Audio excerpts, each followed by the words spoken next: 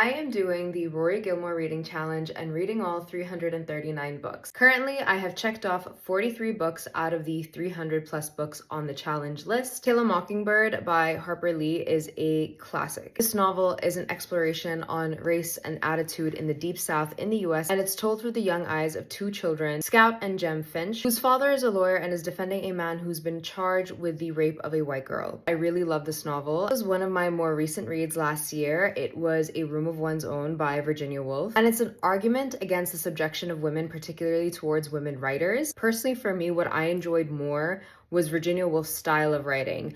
I think she is so skilled with how she crafts her words and her sentence. Her use of language is so beautiful. Now, I've read a couple of Steinbeck's works, but personally for me, Of Mice and Men is one that I really enjoyed. This is a novel that celebrates friendship, but is also deeply tragic as it follows the story of George and his friend Lenny. All they've ever had was each other, and then the two of them end up working on a ranch together, where Lenny in particular basically struggles against cruelty, misunderstandings, the weight of his own feelings, and of course his own strength. Pride and Prejudice by Jane Austen. Take it in any shape or form.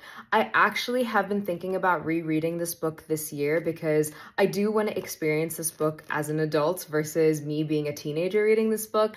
I love Jane Austen. I love this work. Next on my list is The Scarlet Letter by Nathaniel Hawthorne. Now, this was also one of the first books that I read when I was getting into classic literature. This book is set in Puritan New England. Hester Prynne is emblazoned with a mark of her sin where she has to wear the letter A on her chest because she had a daughter that was born out of wedlock. The exploration of sin, of guilt, of individual freedom, of morality, all of that in this book has done so well. I actually picked up Rosemary's Baby ages ago. I actually really liked this book as a horror book and I really enjoyed it. And this is my collection of Shakespeare's works.